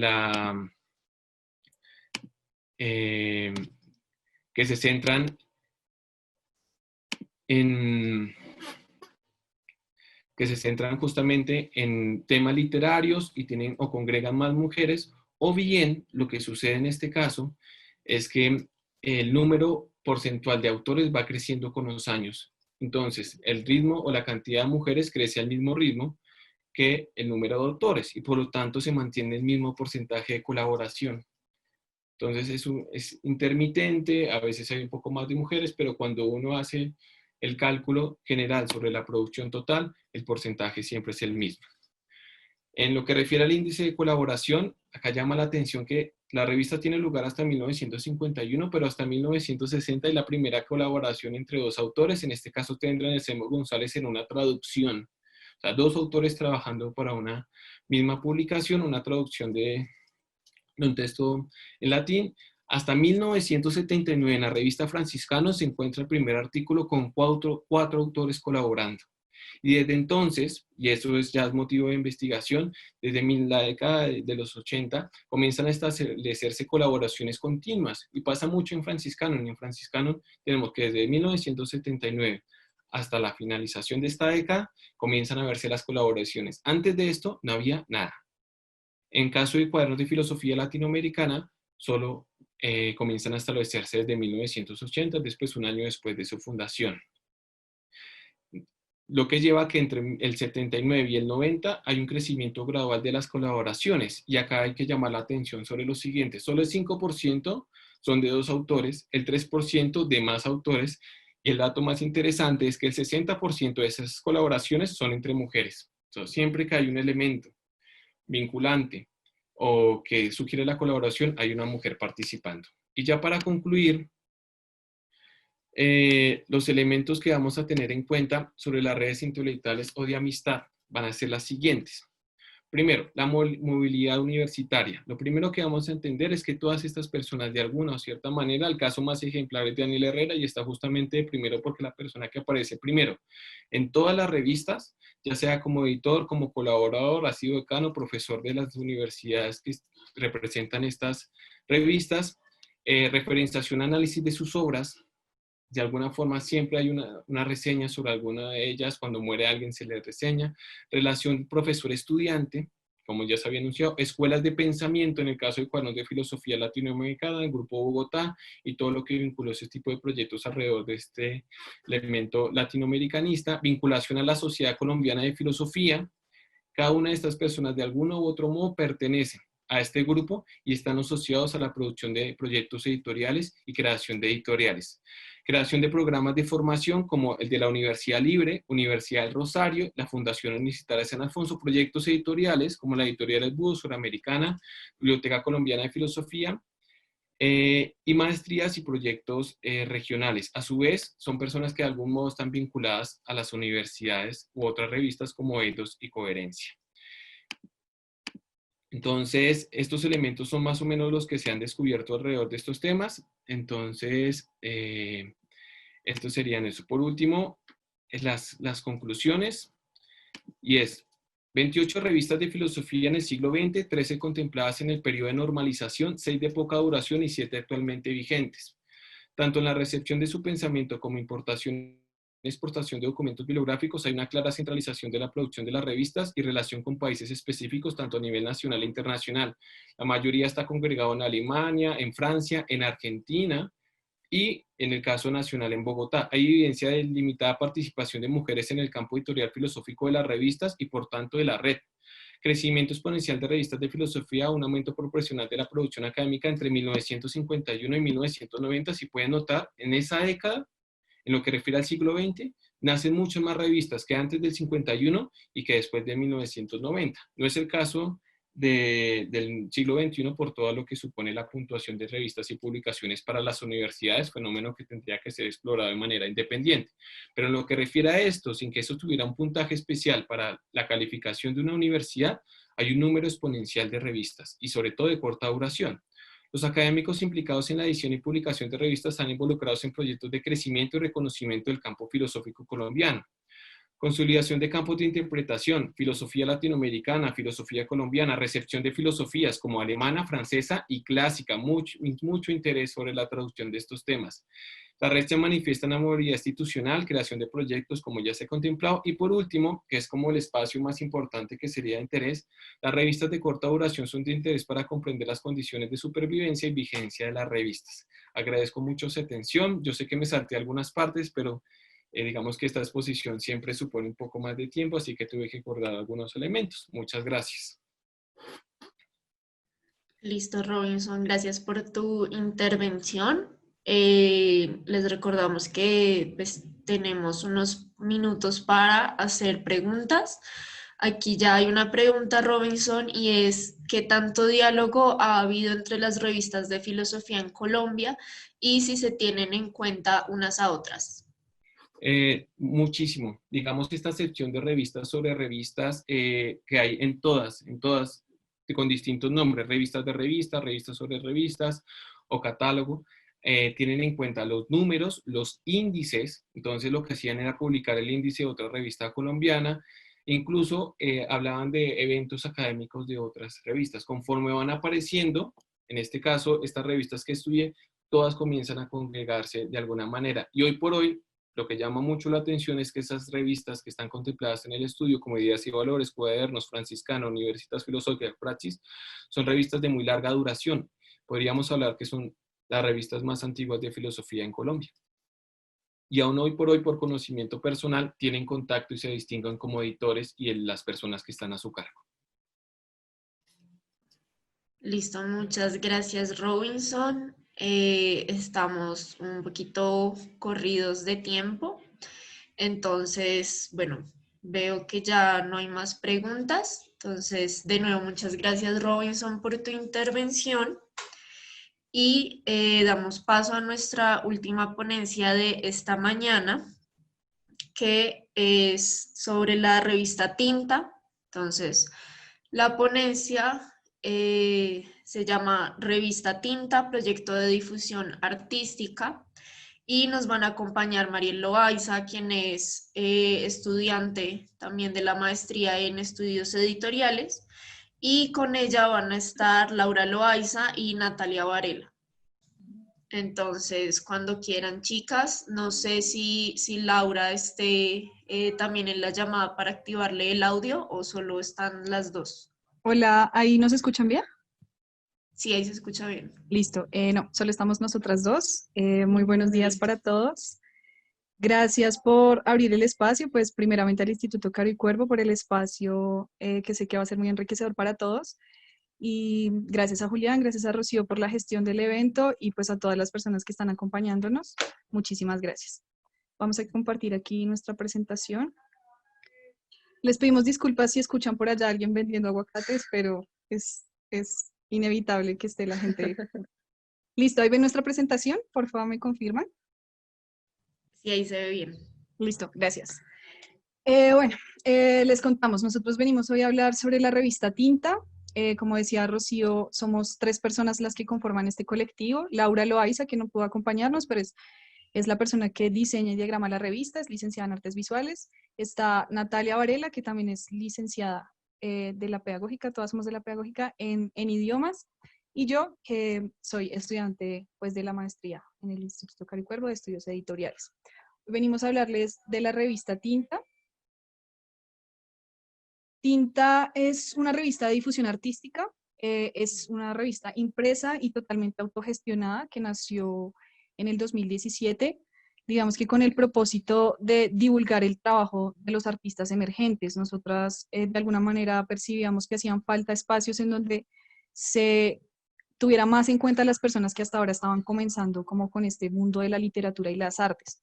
Entonces decidimos abrir este espacio que funciona en 2 vías. Ya les contaremos un poco más sobre eso, pero las 2 vías son pues la literaria y la gráfica. Listo, en cuanto a cómo funciona la revista, entonces inicialmente pues siempre hacemos un comité editorial en el que nos reunimos todos, pues todas específicamente para hacer el ejercicio de empezar a pensarnos cómo queremos que sea la siguiente edición, qué cosas hay que cambiar, qué cosas se pueden mejorar y pues todo, como todo este proceso de inicio de escoger el tema de la revista. Para cada una de las ediciones tenemos un tema en específico, más adelante les contaremos qué temas hemos trabajado hasta el momento. Luego de eso, entonces empezamos a sacar lo que son las convocatorias, todas las cosas que se publican en la revista hasta el momento hacen parte de una convocatoria que se hace tanto a nivel gráfico como a nivel de ficción o de literatura en general y de no ficción, también de artículos. Entonces recibimos pues ese material y pues hacemos toda lo que es la selección del contenido, dependiendo pues también del tema de la revista y de la intención que se tenga con esa edición en específico. Después sigue pues la corrección, lo que es la corrección de estilo. Ya una vez se tiene el material se hace el diseño y la diagramación, que igual se viene pensando desde el principio, la paleta de colores que queremos manejar para cada edición en específico, pues esos temas. Y luego pues ya viene como todo el proceso de impresión y en el que armamos la revista, a veces de manera manual, nosotras con nuestras manitos la doblamos y eso, dependiendo también de la edición. Y finalmente, pues es el evento de lanzamiento, es uno de los espacios que más nos gusta porque es el momento en el que logramos que tanto los escritores como los lectores, como todas las personas que han participado pues en el proceso de hacer la revista, de construcción de la revista, puedan encontrarse, puedan charlar, puedan compartir pues sus experiencias en cuanto a, no sé, cómo se creó el texto y cómo se llegó a la revista. Entonces, pues es un espacio que también nos permite a nosotras como tener ese contacto con la gente que participa y pues sin la que este proyecto no podría, digamos, sobrevivir, porque al final esa es la idea siempre, que los artistas emergentes y las personas que estén haciendo todo este contenido pues puedan visibilizarse. En cuanto a las ediciones, como les comentaba un poco, cada edición tiene un tema en específico. Nuestra primera edición pues fue sobre la autogestión, estábamos iniciando y pensamos que ese era el tema como que nos podía dar más vuelo. Entonces pues esta fue nuestra primera edición, cada una pues ha tenido sus cambios. Hemos mejorado en muchas cosas, hemos aprendido de nuestros errores.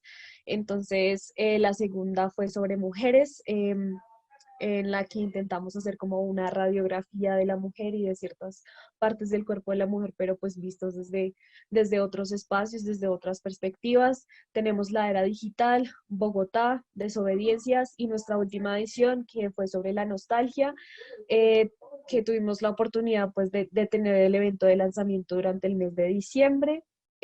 Ha sido nuestro último evento de lanzamiento. Y nada, pues muy contentas como con el resultado y como con las cosas que se han hecho hasta el momento con cada edición. Bueno, entonces cada una de las publicaciones que hemos realizado tiene 3 secciones distintas, que son las que ustedes están viendo aquí en pantalla. No ficción, que son textos como crónicas, ensayos, artículos de opinión. Tenemos un contenido gráfico, publicamos fotografía, publicamos collage, ilustraciones, publicamos, bueno, se me fue la otra, pero son 4. Y cómic, perdón, y cómic. Entonces, y la ficción, que viene siendo sobre todo poesía y cuento, y a veces relato corto. Entonces, como decía Natalia, nosotros siempre sacamos un tema y a partir de ese tema queremos que gire todas estas 3 secciones, ¿no? Entonces, la idea también es como encontrar esos puntos en común y también esos puntos en donde se separan un poco las opiniones desde diferentes disciplinas artísticas. En este momento estamos en nuestra edición número 7, ya está completa, ya está terminada, pero pues el evento de lanzamiento iba a ser para el 4 de abril y pues debido a la situación actual pues no la pudimos llevar a cabo el lanzamiento. Esta edición pues eso fue sobre la locura o es sobre la locura. Publicamos en total a 21 personas, de las cuales a 6 personas ya las habíamos publicado en ediciones pasadas.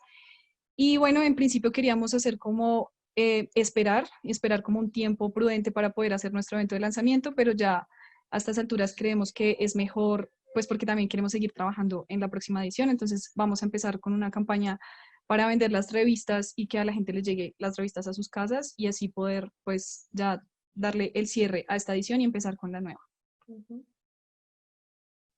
Otra de las cosas que se ha venido como y que ha sido más reciente con las que hemos iniciado estos últimos días es La Velada en Tinta. Es un club de lectura que de hecho tuvo su inicio el día de ayer en la noche. Y básicamente este espacio tiene dos propósitos principales. Uno de ellos es, si bien nosotros queremos hacer obviamente la publicación pues, de todo este trabajo que vemos alrededor de nosotros y queremos hacer visible, también es muy importante pues para nosotros la idea del lector. Entonces, este espacio tiene esa intención también, apuntarle a la formación de lectores, a que la gente se acerque también desde la lectura, no solo desde la escritura y desde la creación, digamos, artística, sino también desde la lectura, el hecho de que podamos tener contacto con los escritores. El día de ayer tuvimos nuestra escritora invitada y fue un espacio bien interesante porque pues es poner en contacto al escritor con esas lecturas que hace la gente de su trabajo y, y ver cómo también enriquecer la labor del escritor y mostrarle como cuáles son esas posibilidades también que existen.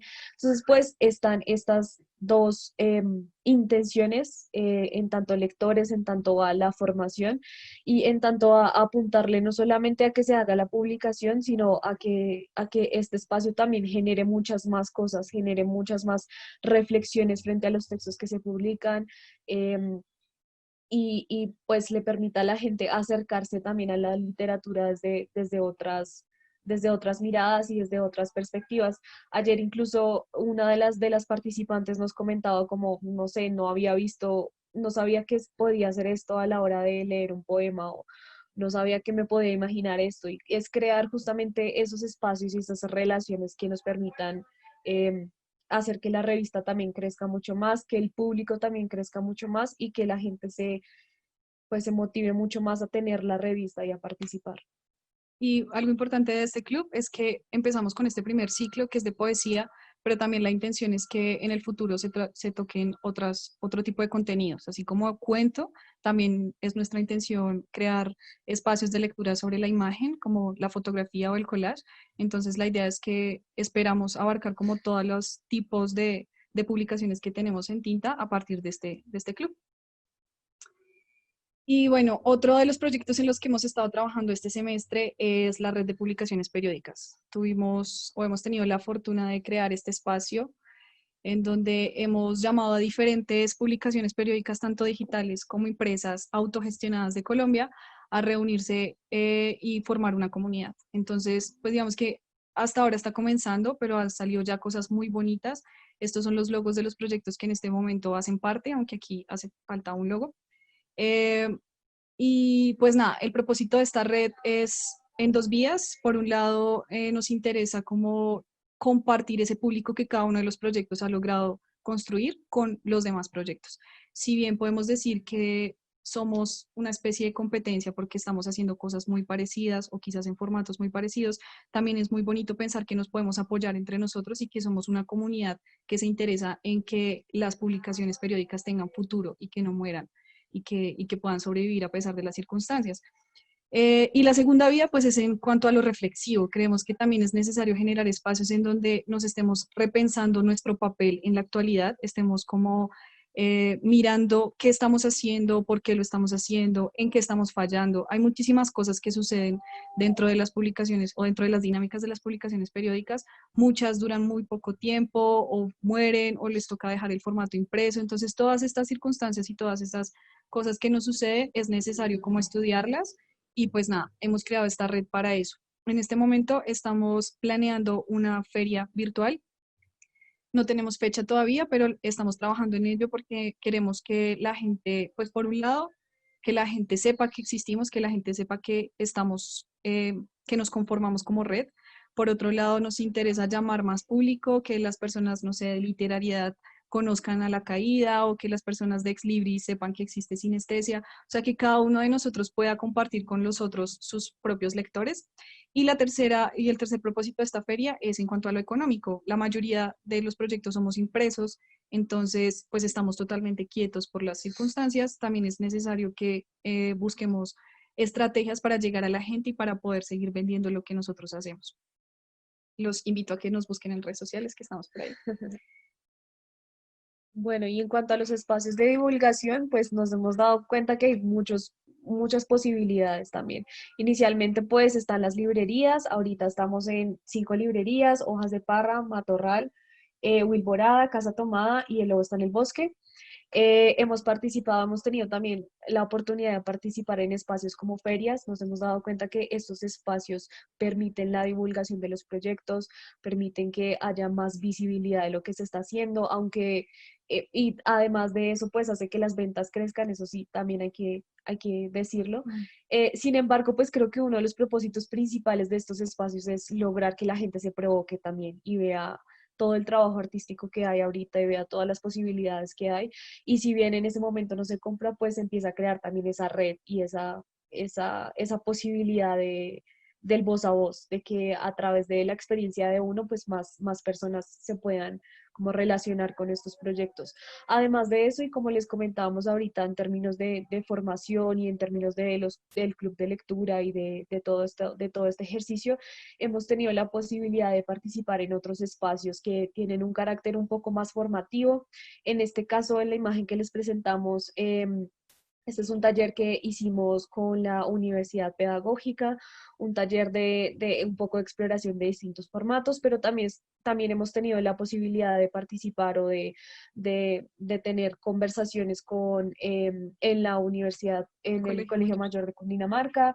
Hemos tenido la oportunidad de también estar en la radio de la Uniminuto, en la radio de la Pedagógica y encontrar estos otros espacios que también permiten pues que mucha más gente conozca de lo que está pasando y que vean en la revista em, también una posibilidad de formar, también una posibilidad de crecer pues en distintas vías.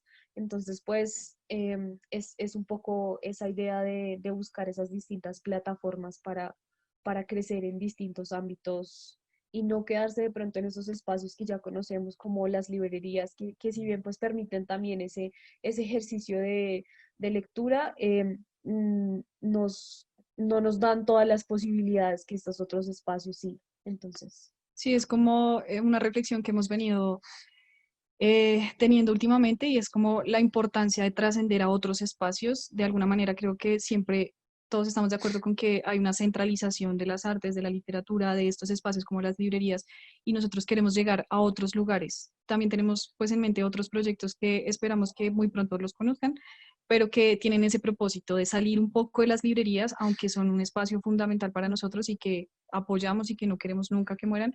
Creemos que también necesitamos de otros espacios, de otros escenarios para acercarnos a la gente y para que la gente nos conozca a nosotros. Y listo, esa es toda nuestra presentación. Aquí están nuestras redes sociales. Pues tenemos una página para que por ahí nos busquen, Instagram, Facebook, y pues dejamos nuestro correo también por si quieren participar también. Las puertas siempre están abiertas. Entonces, pues nada, muchísimas gracias por la atención y si tienen preguntas, comentarios, quejas, reclamos, aquí estamos. Listo, gracias Mariel, gracias Natalia. Bueno, pues como lo dijiste, abrimos espacio para que si alguien tiene alguna pregunta la pueda hacer en el chat de esta llamada. Entonces, bueno, muchas gracias otra vez a ustedes. A ustedes, gracias. sí, por el espacio. Bueno, y les escriben felicitaciones y muy bonita iniciativa. Gracias. Gracias a Muchas ustedes gracias. por el espacio también y por permitirnos compartir con ustedes pues todo este proceso que ha sido bien importante para nosotros. Si quieren pueden compartir también las redes de publicaciones periódicas para que la gente pues conozca también de este proyecto. Listo. Entonces no sé Yo si aquí. las quieran escribir ahí en el chat para que los interesados pues las puedan empezar a seguir. Listo, ya les Listo, pasamos los daticos. ya las vamos escribiendo. Muchas gracias.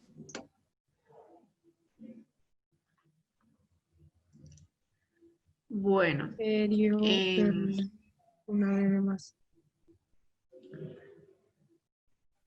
bueno, entonces con ustedes, Ahí se bueno, fue. ahí les siguen enviando más comentarios, muchas gracias. Bueno, ahí están las redes de publicaciones periódicas para los interesados.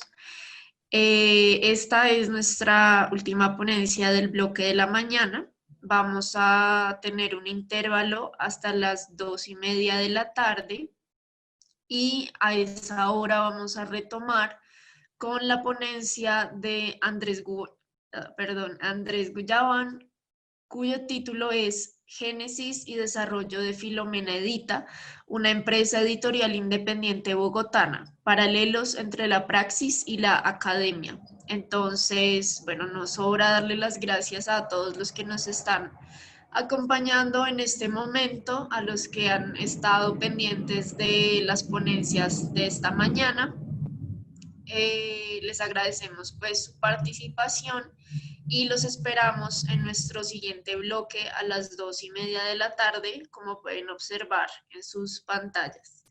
Entonces, de nuevo a todos, muchas gracias por estar aquí y nos vemos dentro de un ratico.